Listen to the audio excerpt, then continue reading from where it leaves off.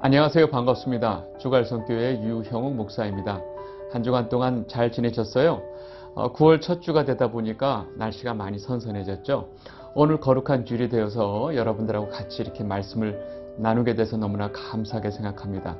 오늘 본문 말씀은요, 누가복음 1장 1절서부터 25절까지인데 너무 많죠.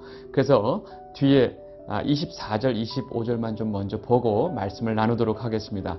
누가복음 1장 24절에서 25절 말씀 보겠습니다. 이후에 그의 아내 엘리사벳이 잉태하고 5달 동안 숨어 있으며 이르되 주께서 나를 돌보시는 날에 사람들 앞에서 내 부끄러움을 없게 하시려고 이렇게 행하심이라 하였더라. 아멘. 여러분, 제가 그동안 어떤 주제를 가지고 쭉 이렇게 설교를 해왔는데요. 오늘서부터는 좀 누가복음을 좀 보면서 누가복음 말씀을 쭉 보면서 같이 좀 말씀을 나누려고 하고 있습니다. 어떤 주제가 끌고 가는 것보다는 그 성경이 주는 그 메시지가 더 중요하다 생각을 좀 해서, 물론 먼저 주제도 제가 성경에서 말하는 주제를 좀 다뤘지만 이제는 좀 그 책을 쭉 전체적으로 보면서 좀 설교를 하려고 하고 있습니다. 여러분들 그 신약 성경 맨 앞에 4개 복음서가 있죠.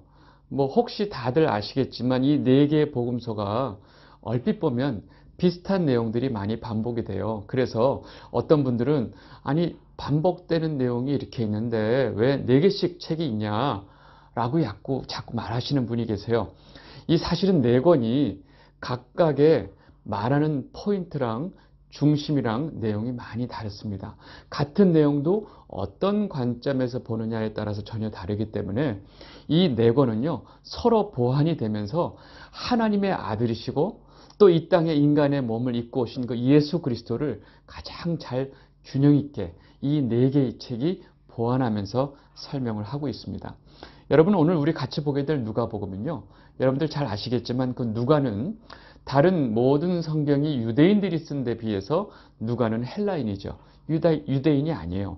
그러니까 헬라적인 사고를 가지고 이 예수님의 어떤 쭉 행적을 기록을 해 나가고 있습니다. 우리 한번 내용을 보면서 또 좀 설명을 좀 해보도록 하겠습니다. 먼저 누가복음 1장 1절 2절을 같이 보도록 하겠습니다. 우리 중에 이루어진 사실에 대하여 처음부터 목격자와 말씀에 일꾼된 자들이 전하여 준 그대로 내력을 저술하려고 붓을 든 사람이 많은지라. 여러분, 누가는 역사가예요. 역사가에게 가장 중요한 게 사실입니다. 팩트죠. 그래서 사실 누가는요, 이 복음서를 쓰기 전에 예수님이 태어난 고향, 또 예수님이 사역했던 그런 모든 지역들을 몇 년 동안 다 다니면서 그곳에 있는 현장에 필요한 모든 자료들을 다 수집하고 또 정리하고 또 현장에서 많은 증인들의 그 증언을 다 모았어요. 그래서 그 몇 년 동안의 그런 모든 자료들을 가지고 이 누가복음을 쓰게 됩니다. 그래서 지금 처음에 우리 중에 이루어진 사실에 대하여 라고 분명히 밝히고 있는 거죠. 그리고 누가가 이 누가복음을 쓰기 전에 이미 이 사실에 대해서 성경이 말한 대로 목격자와 말씀에 일꾼된 자들이 많이 이미 복음서를 썼지만 이제 누가가 볼 때 그 표현함에 있어서 많이 좀 정확한 전달이 필요하다 생각이 들어서 이 편지를 썼다 얘기를 하고 있습니다. 그 다음 절 보겠습니다. 누가복음 1장 2절에서 4절 보겠습니다. 이 모든 일을 근원부터 자세히 미루어 살핀 나도 데오빌로 각하에게 차례대로 써보내는 것이 좋은 줄 알았노니 이는 각하가 알고 있는 바를 더 확실하게 하려 함이로라. 여러분, 지금 누가는 이 복음서를 쓰는 데 있어서 자기가 준비된, 자기가 찾았던 모든 사실들에 대해서 아주 근원서부터 자세히 살폈다고 얘기를 하고 있어요. 그러니까 몇 개 자료 가지고 대충 쓴 것이 아니라 그 많은 자료들을 오랫동안 근원서부터 살피고 자세히 살펴서 그 내용들을 다 정리해서 지금 이 내용을 기술을 하고 있다고 얘기를 하는 겁니다. 그리고 여기에 차례대로 써보내는 것이 좋은 줄 알았노니라고 표현하고 있죠. 차례대로 써보내는 것, 이 얘기는 바로 시간 순서대로 썼다는 거예요. 왜냐하면 그 유대인들의 어떤 개념은 시간의 개념이 중요하지 않기 때문에 어떤 사건의 중심으로 주로 기술을 하거든요. 그래서 마태복음이 전혀 시간순이 아니에요. 그러다 보니까 예수님의 어떤 그런 흔적과 사역들을 시간 순서대로 기술할 필요가 있다고 느낀 거죠. 그래서 이제 헬라인 그 누가가 이 예수님의 모든 흔적과 사역을 시간 순서대로 쓰고 있습니다. 그것을 지금 차례대로 써보낸 것이라고 표현을 하고 있죠. 그리고 여기에 그 데오빌로 가카라고 하는 그 수신자가 나오죠. 이 데오빌로는요, 사실은 그 이름 뜻이 하나님의 친구, 데오필로스, 하나님의 친구란 뜻인데, 이 데오빌로라고 하는 인물이 실제 존재했던 인물인지 가상의 인물인지는 아직 논쟁이 많습니다. 증거가 없다는 얘기죠. 그래서 그 이야기가 중요한 게 아니고요. 중요한 것은 이 누가가 이 누가복음을 쓰면서 어떤 목적을 가지고 있느냐가 더 중요합니다. 뭐라고 얘기하냐면 알고 있는 바를 더 확실하게 하려 함이로라 그래요. 이 얘기는 뭐냐면 이미 이 시대를 살아가고 있는, 또 누가복음에 어떤 저작되고 있는 그 시대에 살고 있는 그리스도인들도 마찬가지고요. 이미 우리가 알고 있는 예수 그리스도보다 더 확실하게 예수 그리스도에 대해서, 예수 그리스도의 복음에 대해서 내가 알게 하기 위함이다 라고 설명하고 있죠. 우리는 이 누가복음을 같이 보고 또 공부하면 통해서 우리가 알고 있었던 예수님보다 정말로 예수님이 어떻게 태어나셨고, 또 예수님이 정말로 누구셨고, 예수님이 어떤 일을 행하셨고, 어떤 말씀을 하셨고, 또 왜 돌아가셨고, 왜 십자가에서 돌아가셨고, 또 어떻게 사흘 만에 또 다시 부활하셨는지, 그 모든 예수님에 대한 이야기를 우리가 좀 더 분명히 알고 예수 그리스도를 믿게 하기 위한 목적이다라고 지금 누가가 이야기하고 있는 거죠. 이렇게 이제 누가는 누가복음을 내가 어떤 목적으로 왜 썼는지를 이렇게 기술을 합니다. 그러고 나서 이제 5절서부터 구체적으로 이제 내용이 들어가기 시작합니다. 제일 첫 번째 내용을 좀 보도록 하겠습니다. 누가복음 1장 5절에서 7절 말씀입니다. 유대왕 헤롯 때에 아비야 반열에 제사장 한 사람이 있었으니 이름은 사가랴요.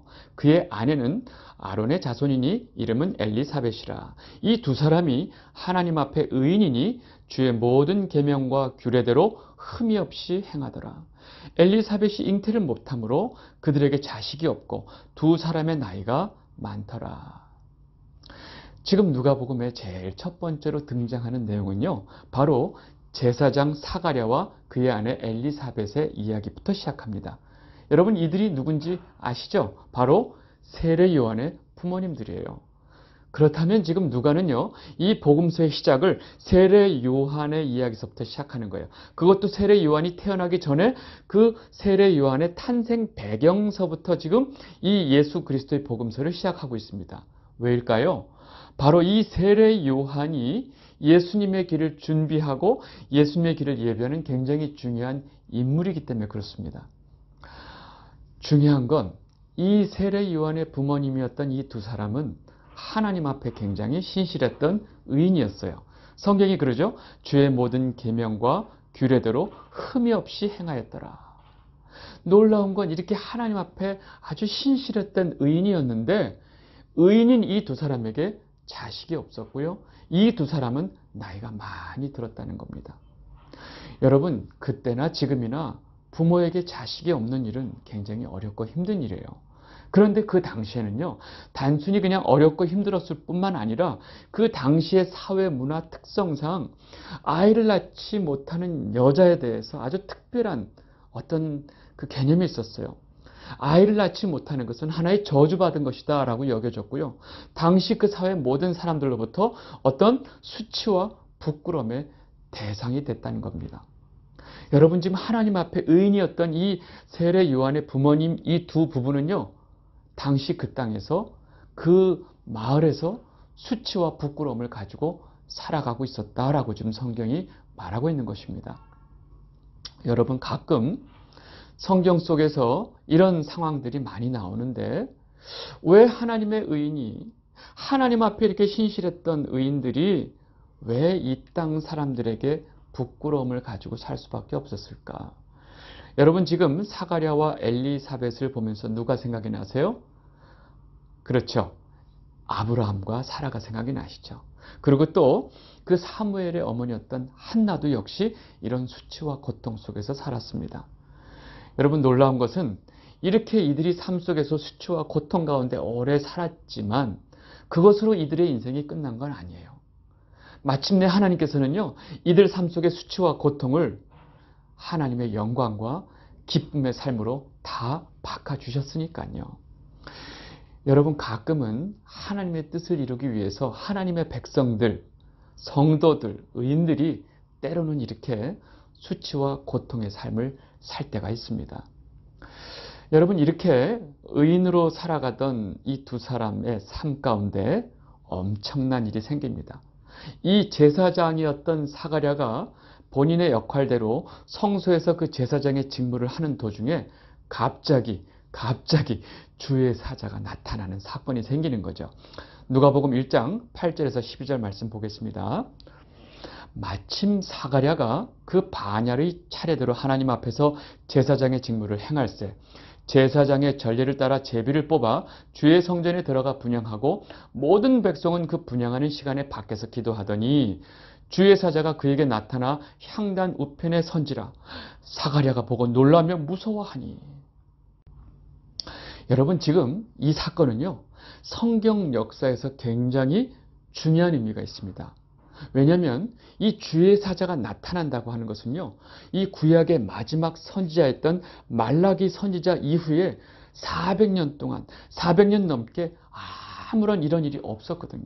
전혀 없었어요. 다시 말해서 400년 넘게 하나님은 이스라엘 백성들에게 철저하게 침묵하고 계셨던 거죠. 여러분, 그간의 그 역사가 보통 성경에서 신구약 중간사라고 하는데 400년 넘게 하나님이 이스라엘 백성들에게 어떤 계시나 어떤 말씀도 하지 않으셨어요. 근데 지금 그것이 끝났음을 얘기하고 있는 거예요. 그래서 지금 사가랴 앞에 주의 사자가 나타났다는 것은 하나님이 몇백 년 동안 그 가지고 계셨던 그 침묵이 끝났다는 것을 의미합니다. 여러분, 지금 이 상황 속에서 주의 사자로 인해서 지금 사가랴는 덜덜덜 떨고 있는 거예요. 놀랍게도 그 천사가 사가랴에게 너무나 기쁜 소식을 전합니다. 누가복음 1장 13절에서 17절 보겠습니다. 천사가 그에게 이르되 사가랴야, 무서워하지 말라. 너의 간구함이 들린지라. 내 아내 엘리사벳이 내게 아들을 낳아주리니 그 이름을 요한이라 하라. 너도 기뻐하고 즐거워할 것이요 많은 사람도 그의 태어남을 기뻐하리니 이는 그가 주 앞에 큰 자가 되며 포도주나 독한 술을 마시지 아니하며 모태로부터 성령의 충만함을 받아 이스라엘 자손을 주 곧 그들이 하나님께로 많이 돌아오게 하겠습니다. 여러분, 너무 기쁜 소식이죠. 지금 평생을 자식이 없어서 그렇게 힘들었던 삶을 살았던 지금 사가랴에게 지금 이 천사가 뭐라고 그러냐면 내 아내 엘리사벳이 내게 아들을 낳아줄 것이다. 그리고 너는 그 아들을 요한이라 이름하라 라고 지금 얘기하고 있어요. 너는 그 일로 너도 너무나 기쁠 것이고 내 주변에 많은 사람들이 이 일로 기뻐할 것이야. 그리고 아주 중요한 말을 해요. 뭐냐면 그 아기는 말이야 이미 엄마의 뱃속에서부터 성령 충만함을 받고 그 이후에 그가 자라서 많은 백성을 하나님께 돌아오게 할 것이야 라고 얘기를 하고 있어요. 여러분, 지금 사가랴가 지금 이 소식을 듣고 있으면서 어떤 마음이었을까요? 여러분, 우리가 여기서 한 가지 좀 놓치지 말 게 있어요. 바로 뭐냐면 지금 엄마의 태중에 있으면서 이 아기가 성령 충만을 받는데요. 에이? 엄마의 태중에 있는 아기가 성령 충만을 받는다고? 여러분, 이게 상상이 가세요? 아니, 우리가 성령 받고 성령 충만 받으려면 아주 성령 집회 가서 막 찬양하고 뭐 앞에서 부흥 강사님의 또 설교를 듣고 같이 기도하고 성령 주세요 주세요 하고 막 소리치고 기도하고 이러면서 우리 받는 거 아닌가? 아니, 이게 무슨 말이에요? 지금 아기가 태중에 있는데 성령 충만을 받는데요. 여러분, 이 말씀은요, 정말로 성령 충만은요, 우리가 뭘 하고 어떤 경험이 있고 어떤 상황이 되고 어떤 장소에 가고 우리가 어떤 노력을 해야 되고 하는 이 모든 인간적인 요소들과 아무 상관이 없다는 것을 지금 성경이 말하고 있는 거예요. 여러분 성령 충만은요, 우리가 뭐 애쓰고 수고해서 받는 것이 아니고요. 그냥 하나님이 나이와 장소와 여러 가지 상관없이 일방적으로 하나님이 주시는 것이다 라는 것이죠. 그러니까 모태에 있는 아기가 벌써 성령 충만을 받을 수 있는 겁니다. 그렇게 성령 충만한 아기가 태어나서 나중에 뭘 할 거냐? 바로 많은 백성을 하나님께로 돌아오게 할 거라고 지금 이 천사가 말을 하고 있습니다. 여러분, 지금 이 영상을 보고 있는 여러분들 모두가 성령 충만하시길 바랍니다. 또 성령 충만한 것을 제가 믿습니다. 그럼 우리가 성령 충만하다는 아주 명확한 증거가 뭘까요? 바로 지금 말하고 있어요. 여러분이 정말로 성령 충만한 명확한 증거는 바로 여러분들을 통해서 많은 사람들이 하나님을 알게 되고 하나님께로 돌아오게 되는 것이 바로 여러분이 성령 충만한 증거입니다. 아시겠죠? 여러분 성령 충만하시기를 바랍니다. 여러분 이 이야기 속에 또 놀라운 사건이 있어요. 우리 말씀을 보고 좀 이야기를 나눠보도록 하겠습니다. 누가복음 1장 17절 보겠습니다. 그가 또 엘리야의 심령과 능력으로 주 앞에 먼저 와서 아버지의 마음을 자식에게 거스르는 자를 의인의 슬기에 돌아오게 하고 주를 위하여 세운 백성을 준비하리라. 지금 천사가 무슨 얘기를 하고 있냐면요. 앞으로 태어날 아기 요한이죠. 세례 요한이 엘리야의 심령과 능력으로 그 백성들의 마음을 하나님께로 돌아오게 한다라고 지금 말하고 있는데요. 여러분 지금 이 이야기는요. 굉장히 중요한 의미가 있어요. 바로 이 말은 뭐냐면요. 천사가 이 말라기 선지자가 맨 마지막에 했던 그 예언이 바로 지금 여기 네가 앞으로 네 아내를 통해서 태어날 아기를 통해서 이루어질 것이다 라고 하는 이 어마어마한 얘기를 하고 있는 겁니다. 여러분 우리가 말라기 그 구약 성경의 맨 마지막을 좀 봐야 될 것 같죠? 말라기 4장 5절에서 6절 말씀 보겠습니다. 보라 여호와의 크고 두려운 날이 이르기 전에 내가 선지자 엘리야를 너에게 보내리니 그가 아버지의 마음을 자녀에게로 돌이키게 하고 자녀들의 마음을 그들의 아버지에게로 돌이키게 하리라. 돌이키지 아니하면 두렵건대 내가 와서 저주로 그 땅을 칠까 하노라 하시니라. 여러분 말라기 선지자의 이 선포가 있은 다음에 꽝 하고 하늘의 문이 닫혀서 400년 동안에 이스라엘 백성에게 하나님이 어떠한 계시나 어떠한 말씀도 안 하셨어요. 그런데 지금 바로 사가랴 앞에 나타난 이 천사가 바로 사가랴에게 이 말을 하는 거죠.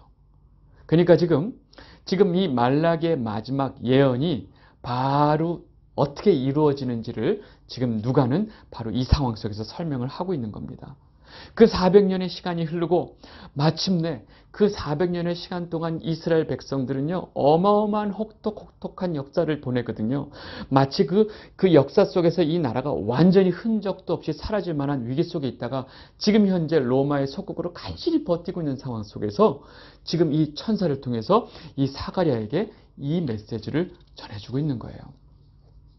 그래서 지금 이 내가 너에게 그 보낼 엘리야가 바로 앞으로 태어날 그 네 아들 요한이다라고 얘기하는 거죠. 그래서 지금 그가 앞으로 태어날 그가 엘리야의 심령과 능력으로 백성들이 하나님께로 돌아오게 할 것이다. 그리고 주의 길을 예비할 것이라고 지금 말하고 있는 거예요.